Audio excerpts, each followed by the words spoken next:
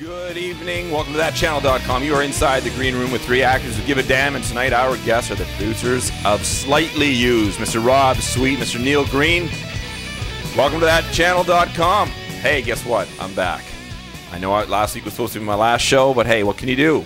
I lied. I just sat here for a week, and Dennis couldn't get rid of me, so he stuck with me for another night.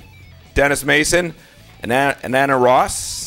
Yes, right. Anna, welcome to that channel. Because it is the first time for you, Anna. It is. Well, thank you very much for being here. It's great to have you. Happy to be here. Well, yeah, and I want to give everybody a chance to get to know you both a little bit better because, like I said, I am leaving. I promise to leave. I'm out of here.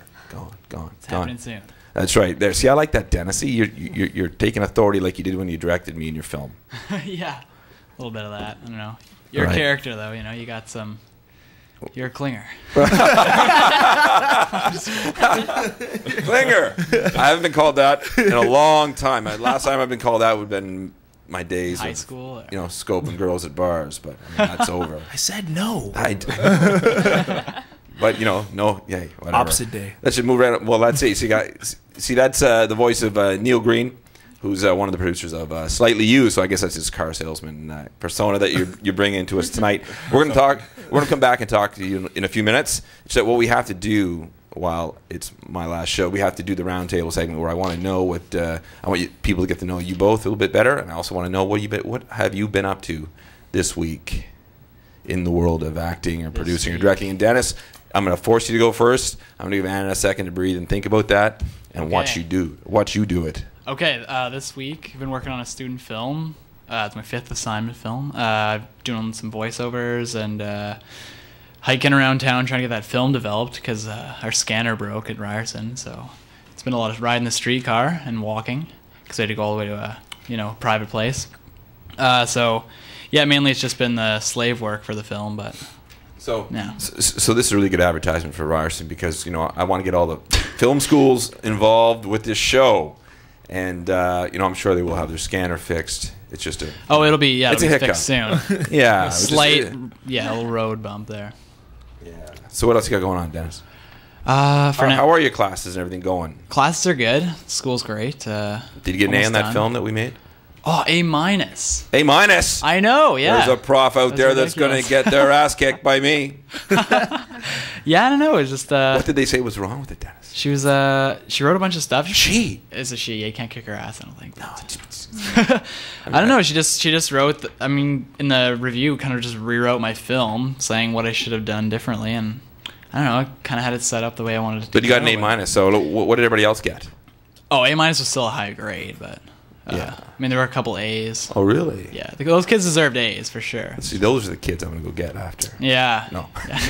Be in their films next time. No, I meant kick their butt, Dennis. I'm with you, man. I'm with you. I'm loyal. Come on. Sticking to the end. Jeez. Exactly. That's how quickly you doubt me. But then again, people do doubt actors, right? That's the industry, right? We are, in our own way, prostitutes. Or we feel that way sometimes. And we want to change that here. Do you feel slightly used? Exactly. Boy, nice. Man, these throwbacks are going to come back all night. I have a real feeling about that. The puns are flying. Yes. They're quick. Yes. Anna, listen, welcome to the show. Tell us a little bit about yourself. All right. Well, I'm going to the acting program at the University of Toronto. This week I have been working a lot on scenes from Judith Thompson plays, and for anyone who doesn't know, Judith Thompson is this Canadian playwright, and she writes these very intense plays that have to do sometimes with killing babies and just kind of insane things like that. So I'm off in a crazy world like that by day. And wow. Yeah. And I guess in other news out of the University of Toronto world, I've been writing some plays outside of school, and I submitted one, and it's being performed at this festival at Acadia University. So that's exciting. Nice. Yeah. Congrats. Thanks. I can't make it to the show though, but it's happening. Acadia University. I'm from Atlantic Canada, actually. Yeah. So I know that place very well. Yes, a lot of soccer and a lot of beer. But anyway, that's neither here nor there. So Anna, you're where are you from? I'm from Dundas, Ontario, which is just outside of Hamilton. So this tiny town. Not too many people have heard of it. When I say I'm from Dundas, people look at me and go, the street? And no. It is, well, Toronto is pretty arrogant. They have the longest streets in the world. They just don't have an end. They just say, we're going to go around the planet. Yeah, no, this is a town that, I guess the major event of the town each year is called Cactus Fest. And it's a weekend basically of public drinking on the street. And do they grow cactuses in Dundas? well, the story is there was this one cactus store in Dundas. It's closed now, but for some reason the legacy lives on. Good market. Yeah. So what are your aspirations? Who's your favorite actor or actress? Where do you want to be? Like because you're in theater, correct? Right. So I think it's great because you're starting like with legitimate, like I mean, education, and theater is the foundation of everything, right? So what I'm saying is, that's awesome. But where do you want to be? Do you want to stay in theater, or do you envision yourself going into film and television? Oh, ideally, I'd really just love to be able to do a mix of all these different things. The program I'm in right now focuses most specifically on theater, but I'd really love to get into, to be able to do both sides of this, to be able to take on these different kinds of roles. Excellent. So what's your favorite theater piece? Oh, like if you could, wow. the ideal role. The ideal role?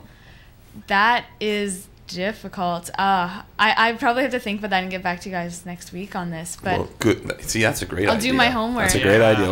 Well, like for me, I've always wanted to play from Sweet Bird of Youth, which was Paul Newman, or another Tennessee Williams play called Orpheus Descending, that Brando played in. He was the lead in, and also, of course, Streetcar. But I mean, I'd rather do the Orpheus Descending myself, but that's just me. Like I know, I tend to get a little bit typecast. My playing age, I'm 18, but my playing age it's not quite 18 yet. Still a bit down there. Don't ever complain about that, my dear. Don't ever complain about that. Anyway, I had an agent on this show tell me, just said, Randy, give up and accept your age. So I stopped dyeing my hair. That's it. No more dyeing my hair. Thanks, Yannick. And Yannick will be back on the show in a couple weeks, actually. Yannick Landry, a great, very good agent in the city. He reps a lot of our Canadian stars. Anyway, enough with that. Why do you say we bring our guests in? Yes. Neil Green and Rob Sweet, welcome to the Green Room. Thank you for having us. Thanks for coming in. Well, listen, why don't you start off by giving everybody an idea about what it is that you've accomplished most recently with your Slightly Used. You want to go? Yeah. What we accomplished? We did a movie called Slightly Used. It's a used car dealership movie.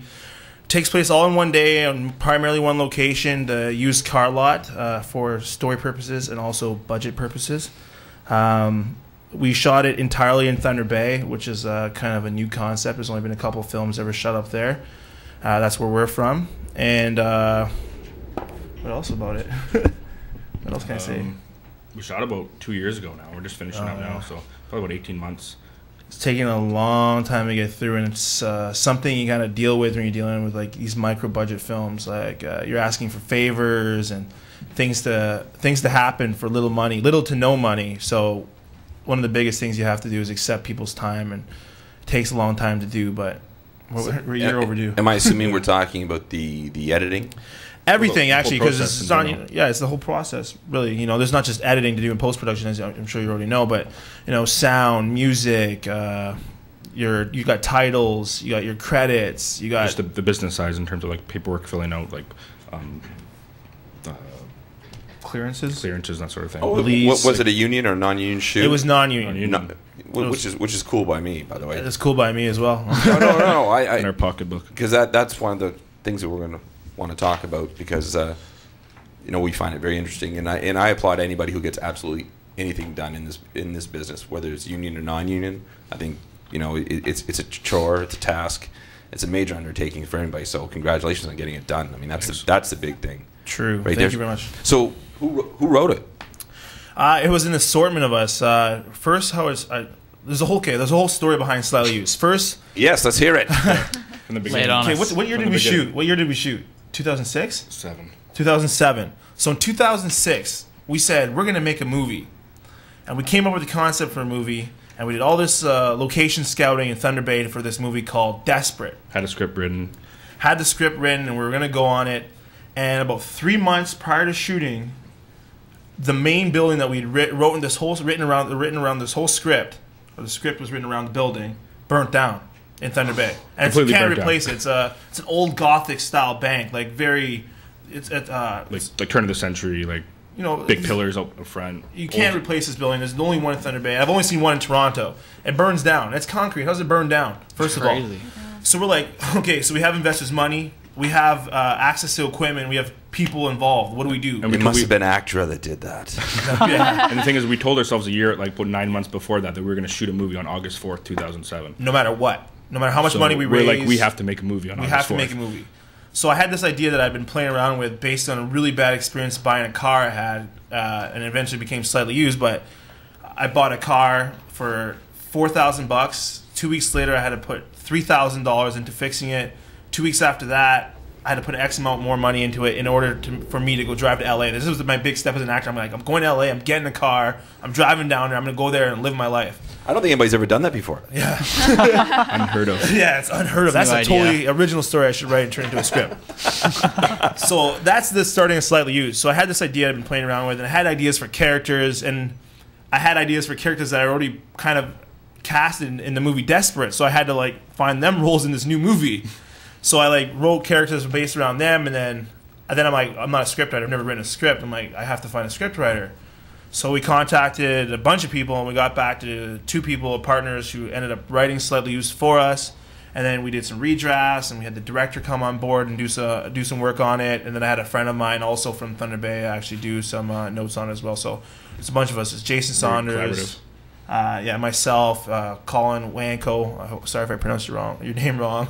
We have a guy named Marco, which is his writing partner, and Blake Vandergraaf, our director. So we all took part doing this huge creative process to get this story down to what we needed. And we were writing till the day we shot. In a couple months.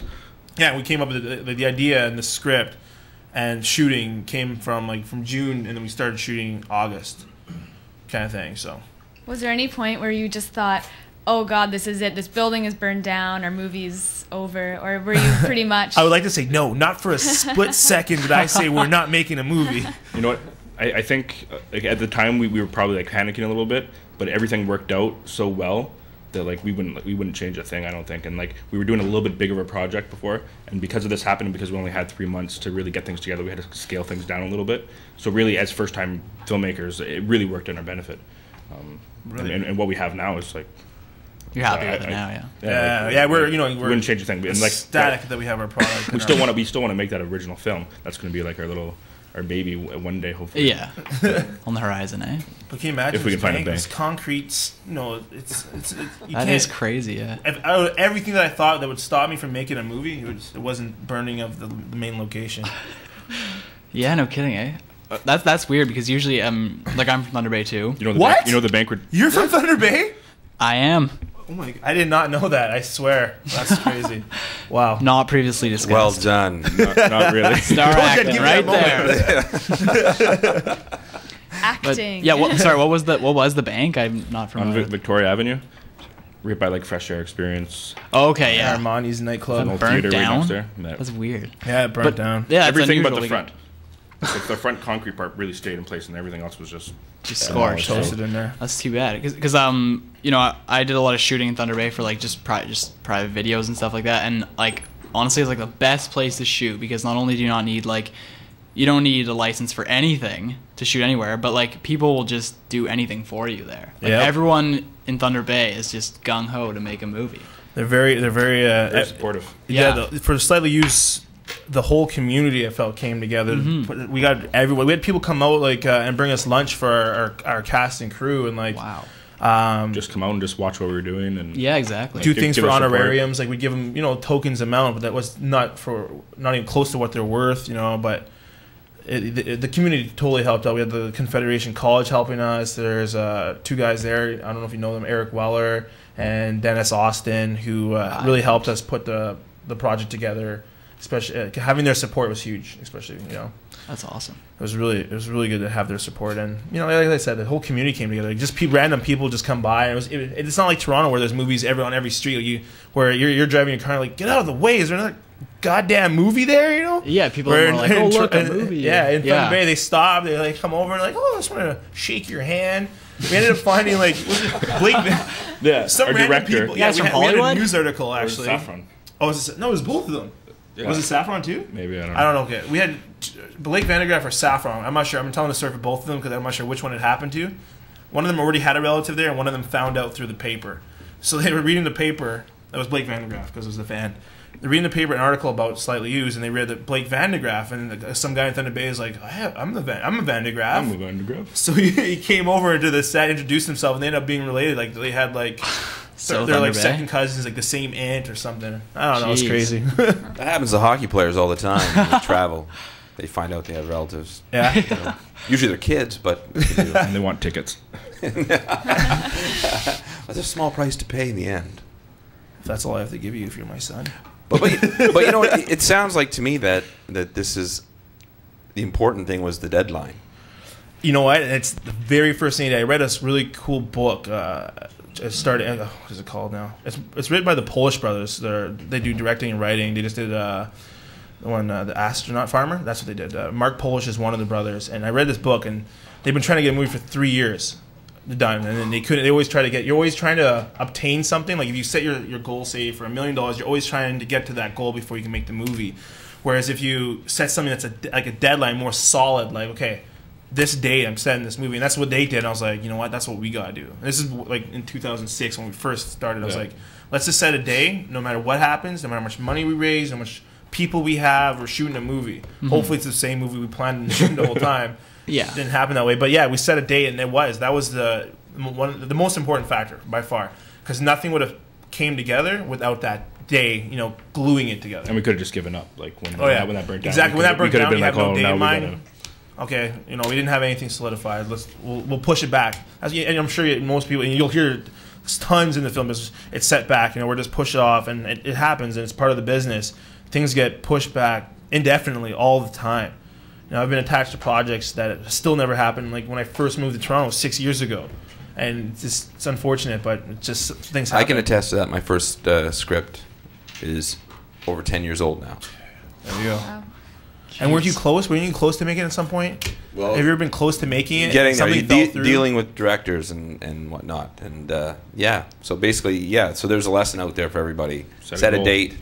Set a date and get it done. No matter that's what we don't do enough in this business. I don't think. That's why I wanted to have you guys on, because I think this is an important aspect to the business that a lot of us actors and directors and producers don't do, and that is set a date. So congratulations again. Thank you very much. So you guys obviously prefer being independent. That's got to be at least one reason, because people can't get things done. It was, that was one reason why we could do it, because at the end of the day, when something didn't happen, it wasn't like we had someone behind us saying, well, you guys can't do this because of this. Yeah, it was or just you can't do it unless you get this. It was like, okay, let's come up with a creative solution, or you know what, we'll cut it. We'll do whatever we want, because at the end of the day, we were the executive producers. Yeah, we were in full control. We were that studio head, and it was very collaborative. Everyone's opinion counted. An actor would say, you know what, we can't do this, let's do this, and that's what we had to do, because I don't know if you saw it or read it, but we shot Slightly Used in 10 days, and it was a 90-page script. 10 days. No rain days. We didn't have any sick days or anything planned. Yeah, no room for error. 10 days, 90 pages. People had their tickets back home. Like our equipment had to be back. Yeah, that was a big deal. We had 10 days. And it was 10 days. That's all we had. And we're like, okay, let's go. Fire or no fire. Exactly. That's how it went. And every day it was a long day. And we finished right at the deadline too. Like 12 o'clock the last night. It was a close call. But like if it rained, we didn't have a rain day. We didn't schedule that rain day. We didn't have time for a rain day. We had so many. And as a producer, and something I didn't learn as an actor, is there's so many other factors that play. Like when you come as an actor, you come with your lines, you know the scene, you know your dialogue, you know whatever is going on, but you don't realize, okay, this script has been written 10 times because we changed locations. You have to write the script again because the location is different from where you got it. The director's on board now, so you have to change that script based on the director's notes, because the director has a vision for what he wants to show, and it's always adapting. The film process is very creative, and you have to adapt, or you're going to be out. That's just how it is. And it is a lot easier at our level to be able to do something like that as well. And yeah. Like I don't like to say is like with our investors at this level, our investors are really investing in us really and our project and our passion for what we wanted to create rather than a specific project. So like for us, it was easy for us to switch gears and say, now we're gonna do this project. The investors were like, all right, like we're invested in you, so like go do it. You know what I mean? So in the bigger, when you're dealing with a lot bigger budget films and the investors are dealing with a lot more money or A lot more at stake. And things gotta have to be a little bit more Yeah, planned because out, maybe. I don't know. features they can be costing the company like $500 a minute just to have everyone there. Yeah. So like I could that's see obviously that. not a pressure for you guys. Like, Yeah, no, I've heard that could even go as high as like $10,000 a second for like a Hollywood, like the Hulk and all that kind of stuff. It's just the clock ticks. It just Bye. it'll change. you just Well, wasted $20,000. Yeah, that's it exactly. Yeah. it's exactly. You're So- late, like, you you're blinked. Late, yeah, exactly. That was $10,000 blink. Yeah, imagine those stress levels well, no, but that's it. dealing in that position. And why don't we'll take a break here in just a second. We'll maybe come back and talk about that because people give stars a hard time for being an ass or succumbing to the pressure and reacting in a way. And But it's huge. But we just said it right there. That's like the president of the company, really, right? So they've got a lot of pressure on their back. Anyway, we're going to come right back inside the green room where we've got the producers of Slightly Used, Mr. Neil Green and Mr. Rob Sweet. And of course, I'm sitting here with Anna and Dennis. You're watching thatchannel.com. Stick around. We'll be right back inside the green room.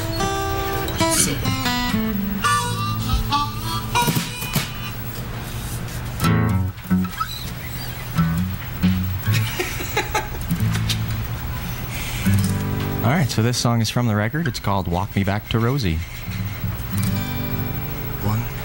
2, 1, 2, 3. You never take the trash out. No good in the yard. Top to the list of things that I did wrong. It wasn't in my blood to stand my ground. Rosie, I was pushed too far. One day without her is one day too long. Heaven, please hear my prayer and walk me back to Rosie. For my body is whittled down to the bone. Heaven, please hear my prayer and walk me back to Rosie before she finds I've left her all alone. The carpenter and the postman and the barkeep all agree. What I should do keep me sane. If a man is to be judged by the company he keeps, they'd all agree that I'm a sucker for the pain. Heaven, please hear my prayer and walk me back to Rosie. For my body is whittled down to the bone. Heaven, please hear my prayer and walk me back to Rosie before she finds I've left her all alone.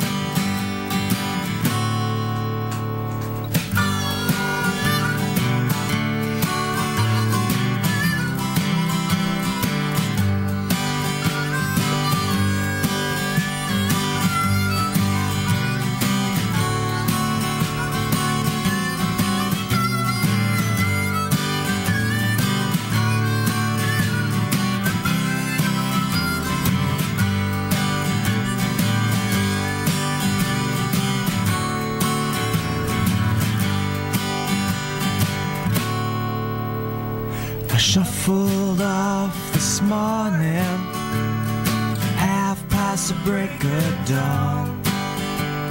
As quiet as I ever was in life.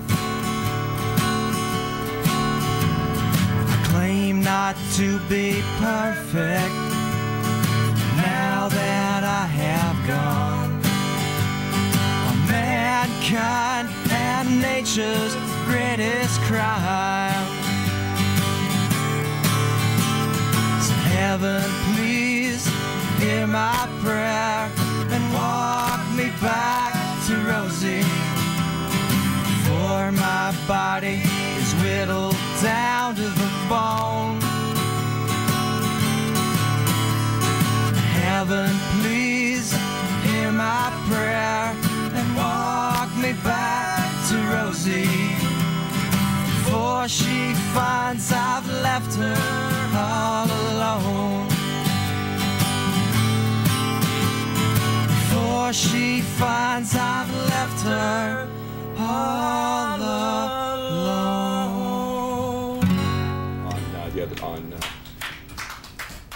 Thank you. You're on.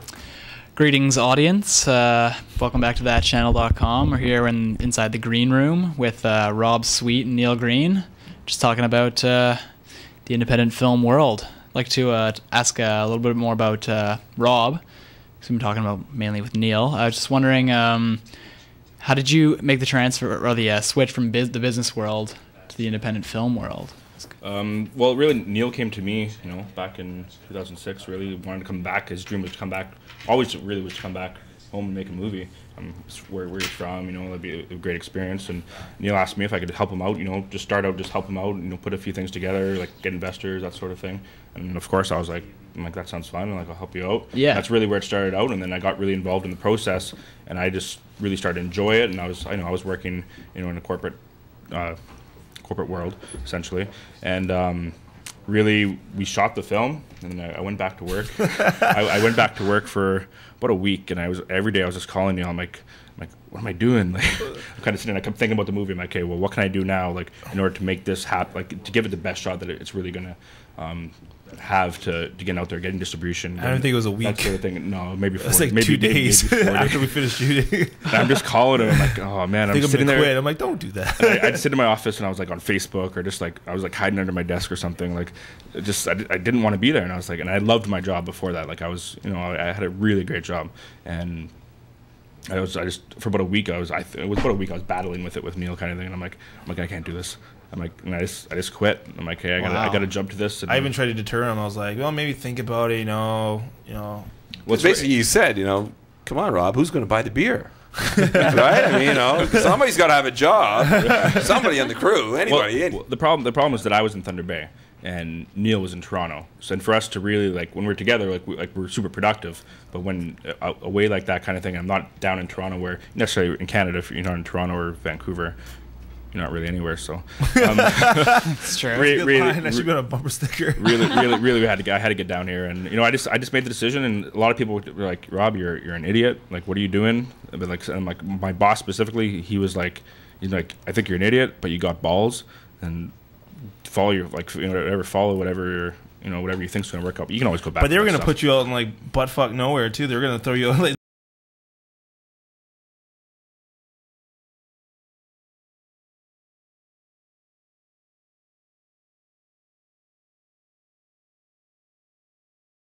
Exactly. I don't Exactly. know. I think we just lost our Thunder Bay audience. They just all just like, man, this is so stupid. But bottom line is though, and we were talking about stress a little bit earlier. Is for me personally, I know everyone has their own stress levels and stuff, but for me, it's I put a lot on the line to try to get to where we are now, and I'm completely happy with where we are now. We got a lot of things going on, and you feel like you're in control of what you're doing, rather than working. And you're doing something rather than working for somebody or that sort of thing. And that's a lot of people told me. It's you don't want to be 50 years old and have a regret. And I wish I did that when I was younger. So anybody who's looking to do anything really, you gotta follow that. You gotta jump on it. Eh? If you anything that you want to do, just do it.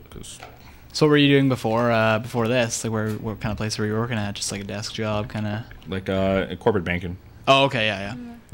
So I guess working independently, now that gives you the kind of flexibility to take up different roles in your film projects, right? Because I know you've been producers, writers, actors. You both appear in the film, right?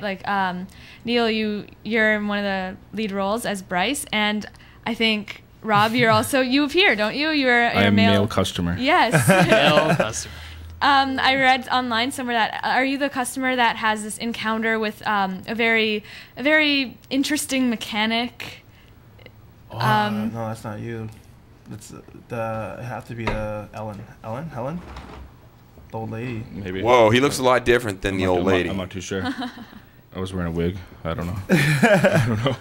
What was that's the a different scene. Yeah, what's with this Probably- mechanic then? Yeah, probably let's talk different about this scene. mechanic Yeah, then. Don't leave no. us hanging. What's with the mechanic?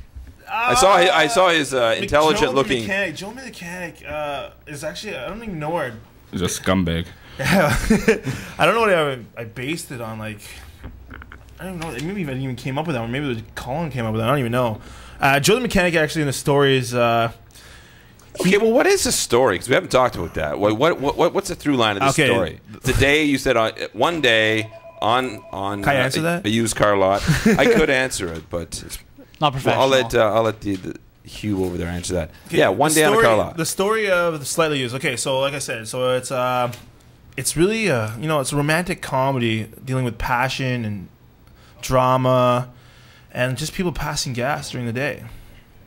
Awesome. You know what? We do have a caller. So what I'm going to do is I'm going to bring it. I'm going to bring it in. I'm going to bring them in here. So yeah, welcome inside the green room. You got a question? Yeah, I got a question for Neil. In the movie Bay City, who is his favorite uncle? Oh my God, that was Uncle Lou. I remember. Of course. How you doing? Good. How are you, man? That's a caller. Are you calling from Thunder Bay right now? Yeah, I'm still in Thunder Bay. That's Michael Only Picard. A few of us are allowed out. That's Michael Picard. He plays in our movie. You'll see he plays. I don't want to give it away too much, but he plays how would you say, investigator? Yes, an Investigator interesting character who has to investigating check up human on you rights guys. issues in our story. Sam Brown. I can't believe you just That's called. right. That's awesome. Listen, I was joking about those comments with Thunder Bay, by the way. It's a solid place. Oh, come on. What's the weather like there? Like, we're getting snow pellets here. Really? What's a snow Yeah. pellet? Freezing rain. They don't get snow pellets here. I had to call and see how the Sunny South was doing. Nice. Your big stars. Anyways, just calling to say hi, guys. Great work. We'll talk to you soon. Thanks. Hey, are you coming to the screening? I heard. I'm going to do what I can to be there. All right, let me know, man. I'll give you a message later today. Okay, great. All right. Okay, bye, guys. Yeah. That was awesome. Thanks for the call. All right, so there we have it. We have listeners in Thunder Bay. Wow. How awesome is that? What a fan We didn't tell base. him about it. What's the? Okay, you tell us. What's the synopsis? You give the. Synopsis. Yeah, give us a synopsis. I gave the fake one. I was There we go. testing his listening skills, and you didn't even hear anything I said. So Too busy worried about the phone call. I know. So really, the movie is taking place. Again, Neil was saying earlier that it takes place over one day.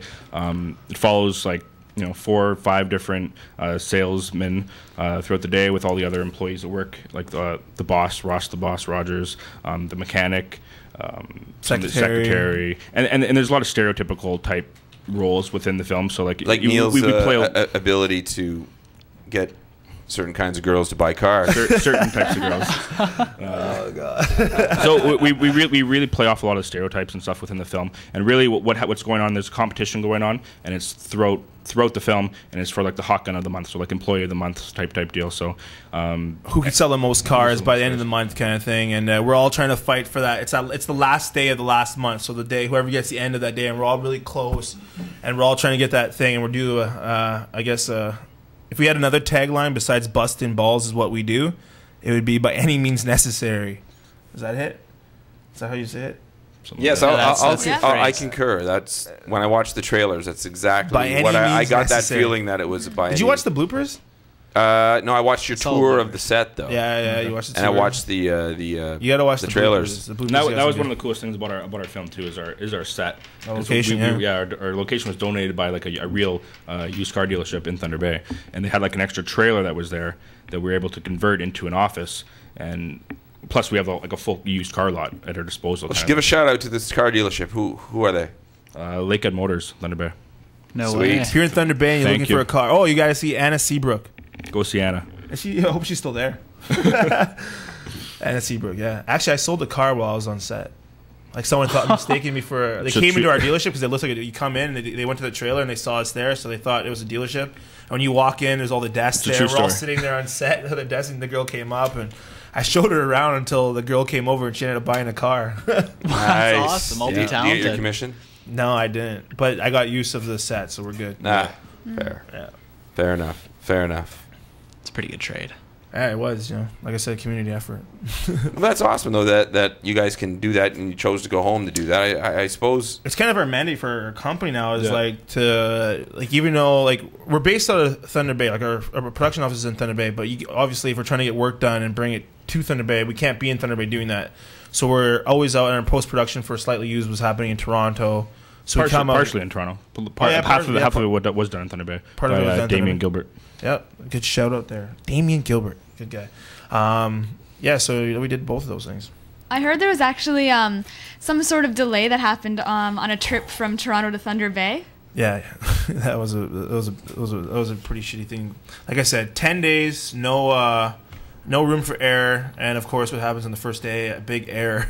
Yeah, before the first day, so right before we were supposed to. Yeah, it was before the day. shoot. So they were supposed to be say it was Monday. They were supposed to be coming on the Sunday at 4 in the morning or something, and somewhere out in really, but heck nowhere.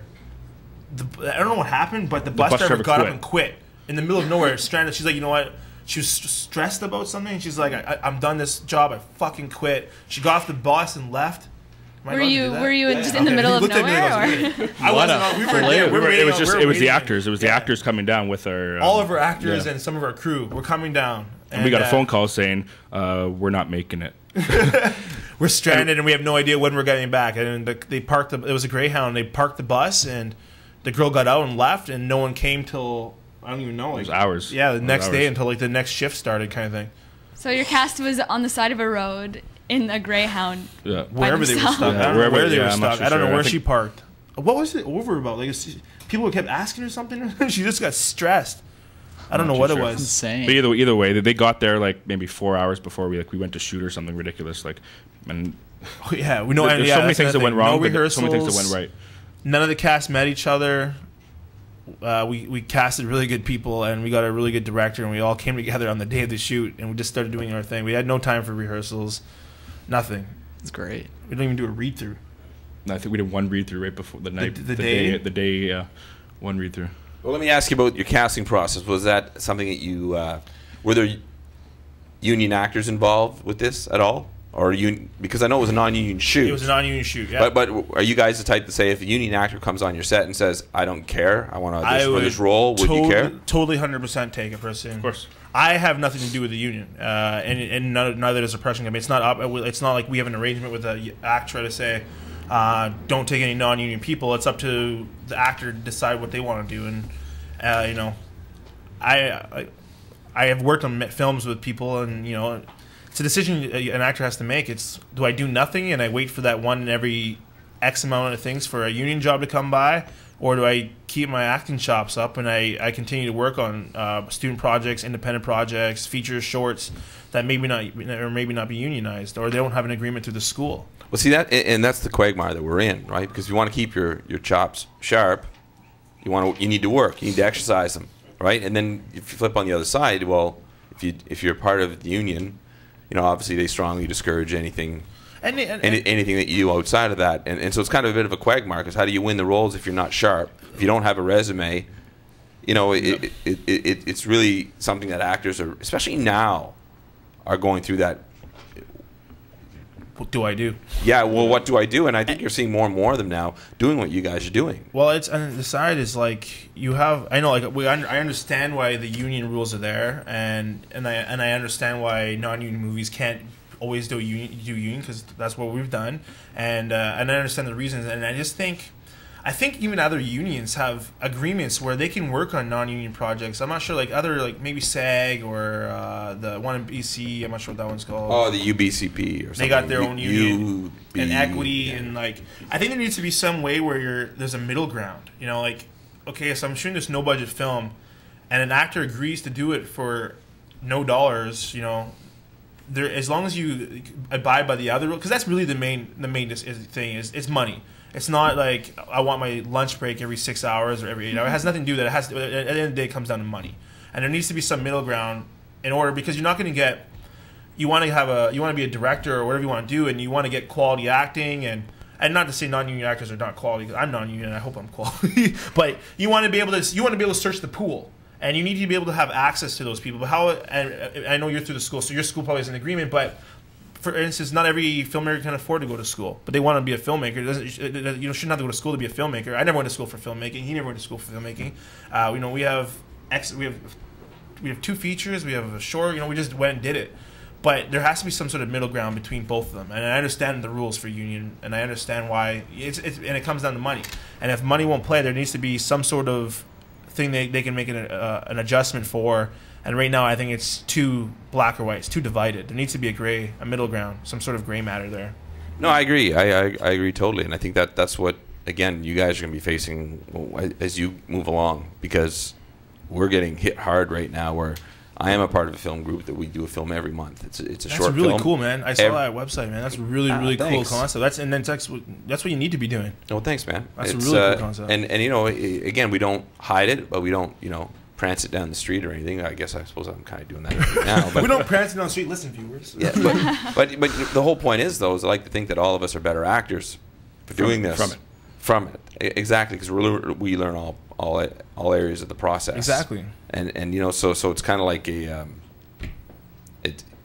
because there is so little work, it's very hard for the union to step up. And so it's I totally agree with you. They have to find that middle. They have to sit down and go, or maybe they're just turning their head right now. Maybe they're just totally turning their head, going, as long as you don't come stick it in our face, go do your thing. We're going to pretend we don't see or hear anything, and we're going to lay back because we know that you guys need to work. Yeah, they might even see the problem with the whole thing as a whole themselves, right?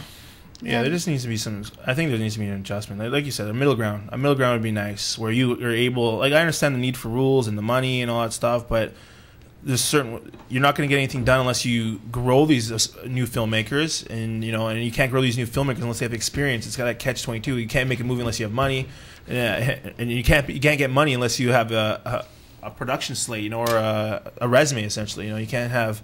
Everyone's like, what have you done? Like, you can't expect to get $1 million to do a movie or $2 million to do a movie, and you're like, well, what do you have? I have this business plan. I have a script. I want to be the director. Okay, well, let me see $100,000 movie or $200,000 movie. I don't really got that yet. I'm really looking for you to give me money, and investors. And that's another thing I want to talk about to any aspiring filmmakers. And I really like the tag at the bottom of the thing. It's not show art, it's show business. They don't give a shit about your story. I mean, that's probably 20% of why they invest in your project. First, they want to believe in what you're doing, and they want to know the bottom line. Is this a donation, or am I getting my money back? Do you have a strategy for getting my money back? Especially when you're dealing with independent filmmakers, because you're not dealing with $1 million or even $500,000, where you can put those things in place that not guarantee money, but help you acquire your funding back, like star power or marketing or anything with it, whatever it is to put in that budget. You're like, listen, this is my budget. It's not, we can't get star powers, but this is how we plan on getting your money. You have to be able to show that. And Rob probably knows this. You need to be able to talk business. You need to be able to know the business side. You need to negate your risk as much as possible in every single area. And it is like the film. It's the film business for a reason. It's called the film business because it is a business. And I think some people kind of blur those lines where it's art and business, and it is art, but it also is business, and you can't keep doing it unless you're successful on the business level. Otherwise, no one is going to keep investing in your films because you're not returning that profit, right? There's only a couple Lynches in the world, Well, see, and that seems to be what's the hard part for actors, especially in the acting. Well, I guess directors and producers directors maybe more so are artists as well, and I'm going to say every part of the process has its artistic qualities. But again, from a point of view now, I think that everybody's being forced to understand the business side of it, especially with the economy, right? Absolutely, and that's what we're trying to do here with everybody is just get it all out on the table, let people really know what they're in for, because we have these dreamy ideas in our mind about what We actually went to the Berlin Alley Film Market, the Berlin Film Festival, and they also have the EFM European Film Market. And I'm an actor first. I started producing in order to act. I wanted to produce films that I had control over. I had the part that I wanted, and I could change it as I see fit. Whatever we want to do, we could do because we were producing the film. And like I had this more actor mentality of the film business, and I've been to the AFM, which is a market as well. It didn't open in my eyes as much as I'd be in the European film market. Going there and just seeing like people hustle their movies, like it's just like going to any other trade show where they're just, you can have Brad Pitt attached to your movie. It's they're hustling and jiving their movies like street corner pimps. It just brought it down to the lowest level it's for the us. lowest level Like, film. it's There's just- no it just shows no it's- glamour to it whatsoever. You see people with real good names attached to the movie, and they're all like, "Want my movie? Want my movie? Want to check out my movie? Want to see my movie? Come check my movie out. You want to see it? You got this? You want to check this?" You're like, "What?" But you have Brad Pitt in your movie. How come you're doing that? You know, maybe not to that extent, but you know, No, we get the idea. you get Joshua Jackson in a movie, or what's the guys that keep like if you don't have these names in your movie, what is what they said to us? What was the names? It was like Joshua Jackson. What's the other guy from Varsity? The guy from Varsity Blues that was on that show. Dawson's Creek. Dawson Creek. He's on Varsity Blue.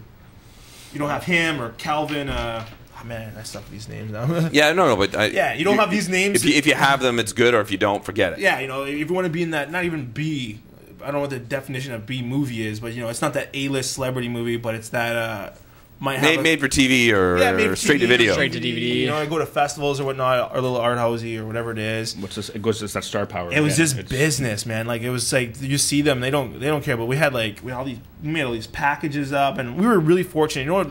And I recommend this to filmmakers too. And we went to the EFM, and we were like fish out of water there. It wasn't what we expected at all, but we met so many contacts that were just like, well, what are you guys doing? Well, we have this little film that we made for a little bit of money. They're like, well, why are you here? And we're like, well, because we're trying to sell our movie. And they're like, yeah, but why are you here? And then like they're like kind of impressed by the fact that we were there. And then when we came to Canada, you have access to these people that would never have taken our calls. Yeah, like we emailed them before we went. We're like, can we meet up? You know, Nothing. We didn't get anything back. But then because we went there and met with them, and we're in social environments with them, Having a now beer with- now we know them. So now we can call them up and be like, hey, what's going on? Can you come out to our screening on April 29th? April 29th. That's good. No, let's push that every chance we get. Yeah. April 29th. That's like less than 30. That's about 30 days away. Yeah, close to. So it must be pretty exciting. Very exciting. It's been a long process, and I just want people to see it. Good or bad? Good or bad? Where is it being released? We're showing it at the Bloor Street Cinema, April 29th at 7:30. 7:30. Get there early. We're selling it out. That's the goal. We're selling this out. Nice. Spread the call. word. Please do. Yeah, for sure. Well, listen, why don't we take another break? Take a quick break, and we'll come back. We'll wrap it all up. And you're inside the green room. I'm Randy Thomas. I've got Anna Ross, Dennis Mason, and of course the producers Rob Sweet and Neil Green from Slightly Used. We'll be right back inside the green room on thatchannel.com. One off the record. It's called Cold Manitoba.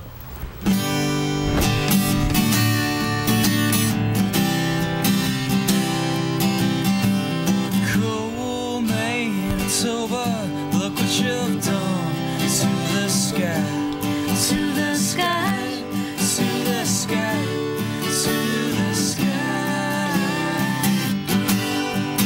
Oh, I'm getting older, and the bugs just ain't no lie. Ain't no lie.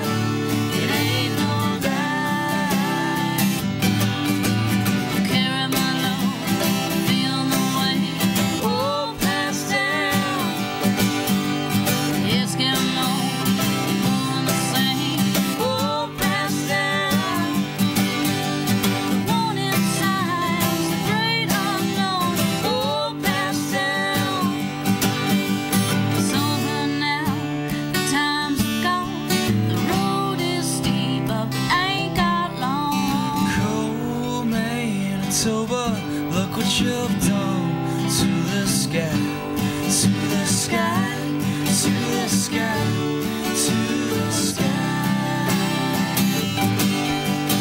Oh, I'm getting older, and the bus just ain't no lie. It ain't no lie, it ain't no lie, it ain't no.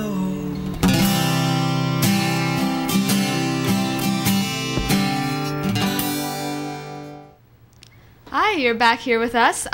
We're in the green room at thatchannel.com, and we are talking right now with producers Rob Sweet and Neil Green.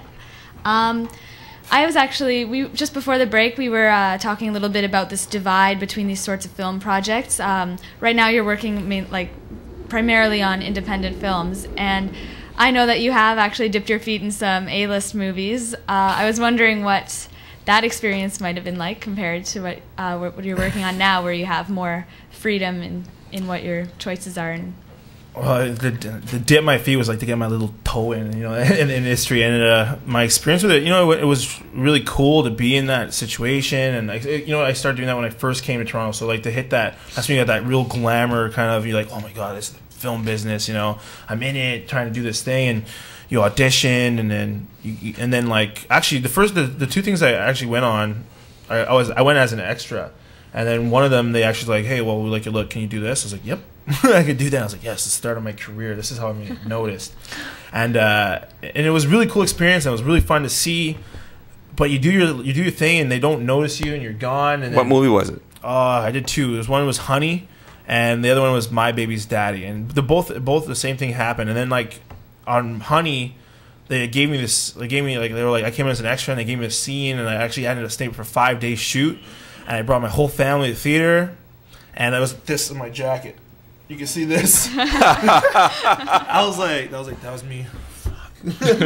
And then the other one was My Baby's Daddy, and I came as an extra, and they asked me to do to be a bouncer, some stereotype role, big black guy, like, you be a bouncer. I'm like, done, whatever you wanted me to do. So I did it, and then, again, like, I ended up doing something. The scene it wasn't like bigger or anything. It was like, I gave me a wild lines. Basically, you just go and say whatever you want that fits the part. I was a bouncer to break up this fight, and the fight was all cut. The whole fight was cut from the movie. Oh. I was still in it. You can see me if you watch it slow motion. You can see it frame by frame. Frame by frame, you can catch it. But and it was a good experience. But it's like, and I kept going to these auditions as an actor, and it's like heart wrenching. At first, you're like, okay, they say no. I hear they say no lots. It's fine. And then eventually, it's like. Okay, do I just really suck? What's going on? Like, I can't get anything. And I was like, maybe I should just stop. And I was like, fuck that, I'm making my own movie. So yeah. That's how it started. I was like, and you audition. I started getting stuff, commercial work, and you get little TV projects and whatnot, which is really cool as well. But I just wanted to have. You want that leading role, You want to get that part and what it is. So I was like, okay, this is the project I got to do. So I came up with, I'm shooting a movie. Contacted Rob, and I said, we're shooting a movie. He's like, we're shooting a movie. We got the date, and then we shot a movie. It wasn't the movie we planned, but we still shot it. And you feel like you're a part of something.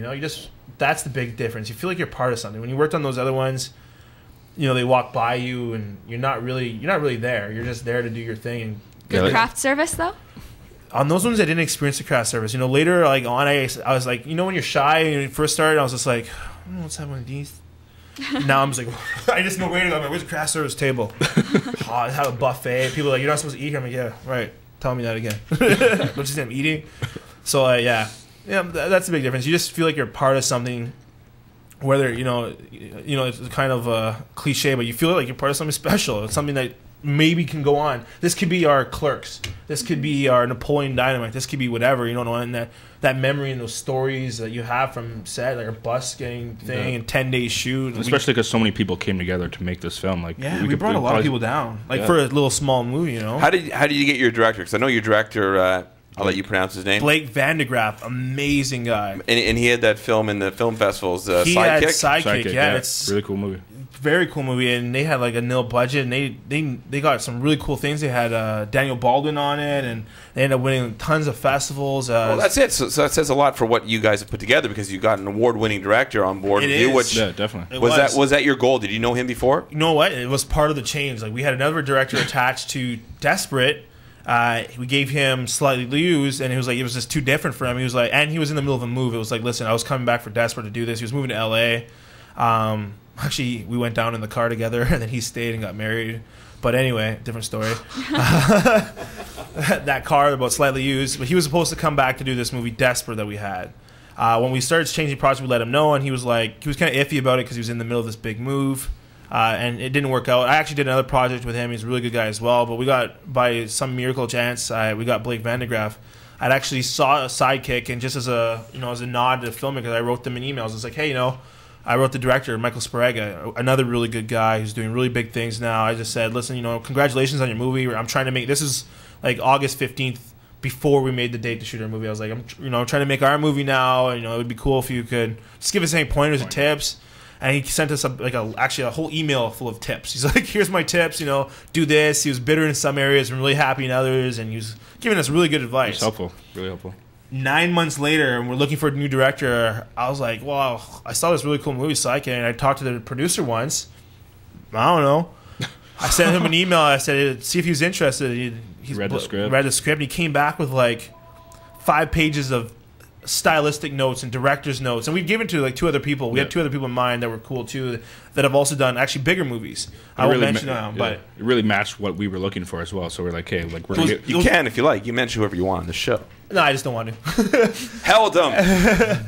So it was just I'm absolutely friends. There's nothing bad with them. They're just whatever. I'm just joking. Yeah. That's just my color commentary silliness. It was exactly matched what we wanted. Yeah, his exactly. 5 This is a pages, perfect fit. We were talking about how because it was my idea and whatnot, and I was like, this is kind of how I want it, and Rob was like, this is what I kind of wanted, and how we kind of wanted shot, and the 5 pages was like a summary of exactly what we wanted. At the same time, he had his own notes. Like, he didn't just say, that's a perfect script, let's go forward, which was what we liked. We didn't want someone just like, oh yeah, we'll do it. He was like, he took control, and he took ownership. Exactly. And for us as first-time filmmakers, he already went through the process of making the same type of film, like very great help. And I can guarantee this movie would not be the same without Blake. Through his process through the whole thing, he's been excellent. Same with Michael Sparega as well too. Good guys. Okay, then a piece of advice. You said setting a date was important on a timeline. Now, on a professional side of it, if you could either strongly say thank God we did this, or if there's another thing you wished you would have done if you were to do it again, what would it be? Because obviously you got bringing somebody on with experience. I would think, like you said, was a big thing. I would change differently is having a little bit more knowledge of how the post process works. Not that again, it wasn't bad or it wasn't a rough process. It was a longer process because we had to do different things, but we didn't necessarily understand every step along the way and how long it might take and all just the little things along the way. And by having Blake, he was able to, I guess, narrow our focus into what we had to get done. And he took a bunch of pressure off our shoulders. When we had him attached, it was he can focus on some parts now. As producers and as an actor, I had to do a lot of preparation, not necessarily to get into character or nothing, but just to get things ready for the shoot. We're in Thunder Bay, people are coming. We need to make a movie. Things have to be ready to go. I should also give a note to Dante Winkler, our sound guy. He did our sound design, sound mixing, everything to do with sound, ADR. Great guy, and he was really cool and flexible with us, even though we sometimes weren't. So and we put a lot of demands on him. He was really good and did a really good job for us. Excellent. Awesome. So let's we're gonna have to wrap it up. Actually, believe it or not, we're coming to the end of the hour. If you got a quick one, go for it. Oh, I have a quick burning question. Go for it, yeah. Okay. Well, you mentioned bloopers earlier. I was wondering if you had this favorite blooper, anything specific come to mind? Yeah.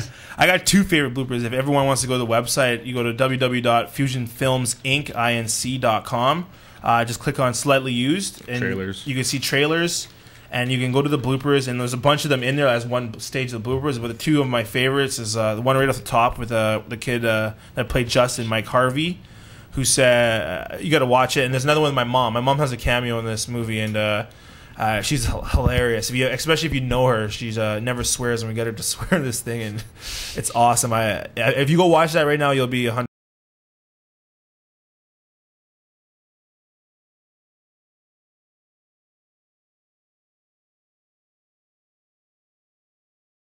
You would have done differently. What would it be for if they're trying 2 cents? It's honestly such a hard question because we're so happy with where we are now that pursue it. I couldn't pursue Yeah. it. That's it. Just do it. Don't Like, you don't just do it. you Just can't do it. There's a lot of negativity in your business. There's a lot of bullshit in this business. There's people who are gonna support you, and then when things go down, they're like they're not there. They were part of the project. You just gotta go for it. You have to do it. If you don't invest yourself in a movie, how is anyone else ever gonna invest in you? As an actor, as a director, no one's gonna put you in anything that you haven't invested in yourself. Yeah. You know what I mean? That's what you got to do. You can't just say, you can't do that pushback thing, man. Can't That take it really pisses passively, me off yeah. in this building. There's so many guys like, you ask them what they're doing, they're like, oh, I'm an actor. I'm like, what have you done? Like, nothing. Or I'm a director. I'm like, what have you done? Nothing. And like, okay, well, what are you planning on doing? Well, that's just fine. You got to start somewhere. What are you going to do? It's like, well, I got this movie and it's going to be $5 million. I'm like, that's so unrealistic. First of all, not to say don't have dreams, but you need something. Let's make something. Figure out what you want. Kind of hard to make a feature film before you've made even a short. Exactly, or anything. Well, we did that. We did that. No, you guys- we jumped yeah, in. exactly. That You mentality. guys You been want a to take part of steps. that. You know, You guys every been a time part you of want to that. do is take a step in that direction. Doesn't matter how big that step is. You set your goal and you take a step. Every day is that step, and eventually, if you keep taking those little baby steps, you'll be there. And it's a cliche little metaphor, like but you seen the movie Yes Man, Jim Carrey. Yeah, great And, movie. and that's Yeah. really what it comes down to. Is that, like, it's easy to say no, but Yeah. like, saying yes and Step and up, like do it, and I eh? want to thank everyone who was part of Slightly Used, because really they said yes. Jen to Pogue we didn't mention, yeah. jumping on board with us and like so many making great this with people. us. Like, Our investors, they gave up money for this little indie project, and they believed in us and what we were doing, and it was awesome. So, Bloor Street Cinema. Well, April 29th. You can do it again, actually. No, Bloor- 7:30. That's right. You can do it 7:30 earlier. Bloor Street Cinema, Radio April voice. 29th, and we'll also post that on the Green Room site, or we'll let you guys do it. You can stick your links and everything on there. And that sounded really weird, but wasn't meant to be. But hey, slightly used producers Rob Sweet and Neil Green, and I want to thank you guys for being in here. Anna, Dennis, great job. Thank you very much. Thanks. It was awesome. Yeah, so you. Looking forward to the next Loved it. week. it's going to be up to them next week. I'm definitely Taking the handing it wheel. off. I Yeah. promise you, I'm not going to be here next I don't week. believe you anymore. I now. promise. I know. Damn it, I love this. We're thing making so much. sure. He'll No, be in I'm- the corner weeping. That's You gotta right. be the guest. Why don't you be the guest host or I'll something? just be yelling from the back. But anyway, thank you all for watching. You can always check out our past shows online or in the podcast, in our archive files. You're watching The Green Room on thatchannel.com. And like I always say, sometimes this business can break our hearts, but when it loves us back, there's absolutely nothing sweeter. Thank you, and have a great week. Tell me you came up with that yourself. I absolutely did. That's great.